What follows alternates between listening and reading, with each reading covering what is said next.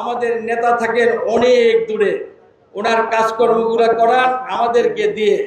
আমাদের মধ্যে যারা নেতা তারাও তো অনৈতিক কাজে লিপ্ত হতে পারে।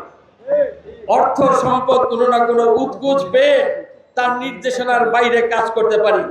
দৃঢ় বিশ্বাস রাখেন তারেক রহমান সাহেব অবিলম্বে দেশে আসবে। যারাই অপরাধ করছে সমস্ত অপরাধগুলো টুকে রাখবেন, সবকিছু আপনাদের জানা আছে, এগুলা তার কাছে পেশ করা হবে। ইনশাআল্লাহ তাদেরকে রেহাই করা হবে না। কে মাদকের ব্যবসার সাথে জড়িত, কে কার জমি দখল করে, কে ঘরবাড়ি দখল করে, কে কোথায় শিল্পের কলকারখানায় চাঁদাবাজি করে, সব কিছু জানা। কাজে এগুলারও শাস্তির ব্যবস্থা করা হবে। আরো একটি কথা বলি, আমাদের নেতা বলেছে যারা স্বৈরাচারের দোষর ছিল, শেখ হাসিনার লেফটেন্যান্টদের সাথে বিভিন্ন জায়গায় যুক্ত ছিল, তাদেরকে যেন দলের কেউ টেনে না আনে, এটার জন্য বলেছে। কিন্তু লক্ষ্য করা যায় অনেকে লুটপাট করার জন্য, চাঁদাবাজি করার জন্য, তার শক্তিকে বৃদ্ধি করার জন্য স্বৈরাচারের দোষর যারা ছিল, যারা কাজ করেছে, তাদেরকে এখন টেনে আনছে। সম্প্রতি আমি দেখলাম ফেসবুকে দেখলাম ফতুল্লাহ সিদ্দিরগঞ্জ থানার কিছু কিছু সন্ত্রাসীদের গডফাদারের সহকর্মী যারা সেখানে কাজ করেছে, তাদেরকে দলে টেনে আনা হচ্ছে। এগুলা সংরক্ষণ করবেন, নেতার কাছে দিতে হবে। এদেরকে ছাড় দেওয়া যাবে না। জনগণ এদেরকে পছন্দ করে না। এরা দলে থাকলে দলের ক্ষতি হবে। তারেক রহমান সাহেব যখন আসবে, তার পাশে যখন আমরা ভালো একটা সংগঠন দিতে পারবো, ভালো মানুষের সংগঠন দিতে পারবো, তাহলে তারেক রহমান সাহেবের যে লক্ষ্য বাংলাদেশের উন্নয়ন এবং কল্যাণ, তা তিনি করতে পারবেন।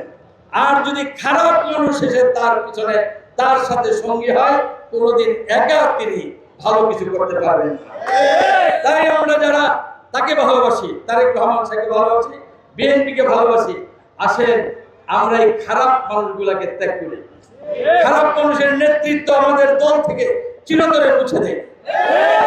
যদি প্রয়োজন হয়, সন্ত্রাসীরা টাকার বিনিময়ে যদি কাউকে কিনে রাজত্ব কায়েম করতে চায়, তার বিরুদ্ধেও আন্দোলন সংগ্রাম করে তুলতে হবে। নিজের ঘর তৈরি করে যেমন নিজের তালা দিয়ে নিজের সম্পদ রক্ষা করতে হয়, এই বিএনপি তো আমাদের ঘর। আমরা তিলকে শ্রম দিয়ে এই বিএনপিকে গড়েছি। এই বিএনপির মধ্যে আমাদের সকলের অবদান রয়েছে। এই অবদানকে সামান্য কিছু কুলঙ্গার ধ্বংস করে দিবে, এটা হতে পারে না। এই বিএনপিকে রক্ষা করার জন্য এই বিএনপিকে পাহারা দিতে হবে আমাদের। আমরা পাহারা দিতে হবে যাতে চোর ডাকাত এখানে ঢুকতে না পারে, চোর ডাকাত এখানে থাকতে না পারে, অসৎ মানুষ এখানে থাকতে না পারে। সেজন্য আমাদেরকে অতন্ত্র প্রহরী হয়ে কাজ করতে হবে। এই নারায়ণগঞ্জের গডফাদার, নারায়ণগঞ্জের সুনাম সুখ্যাতি সম্পূর্ণ ধ্বংস করে গেছে, সেটা পুনরুদ্ধার করতে আমাদের কত কষ্ট হবে। আর এখন যদি আমাদের দলের কেউ কুলঙ্গার হয়, আবার যদি এলাকার মানুষের কাছে আমাদের দলকে বিতর্কিত করে, এই লজ্জা ঢাকার আর কিছু থাকবে না। আমাদের এই বড় সম্পদ আমাদের বিএনপি, আমাদের দল। আমাদের দলকে বাঁচিয়ে রাখার জন্য সবাইকে অতন্ত্র প্রহরীর দায়িত্ব নিতে হবে। মনে রাখবেন, রাজনীতি করি, অন্যায়ের বিরুদ্ধে সংগ্রাম করি, একটা সরকারের বিরুদ্ধে সংগ্রাম করি, জেল নির্যাতন আসার পরেও। আর আমাদের দলে যদি কেউ অসৎ ব্যক্তি থাকে, অনৈতিক কাজ করে, তার বিরুদ্ধে সংগ্রাম করতে পারবেন না। তার বিরুদ্ধে সংগ্রাম করতে হবে, প্রস্তুতি নেন, ছাড়া যাবে না। যদি ছাড় দেন তাহলে দল থাকবে না। তারেক রহমান সাহেব যে নির্দেশ দিচ্ছে, এই নির্দেশ প্রতিপালন করার জন্য আজকে আমাদেরকে কঠিন শপথ নিতে হবে। যত রকম অত্যাচার, নিপীড়ন, জুলুম আসুক না কেন, হুমকি ধমকি আছে, একে ভয় পাওয়া যাবে না। এটার বিরুদ্ধে সোচ্চার হতে হবে, এদেরকেও পরাভূত করতে হবে। যেমন স্বৈরাচারকে পরাভূত করেছে, আমাদের দলের কেউ বিপদগামী হলে তাদেরকেও পরাভূত করতে হবে।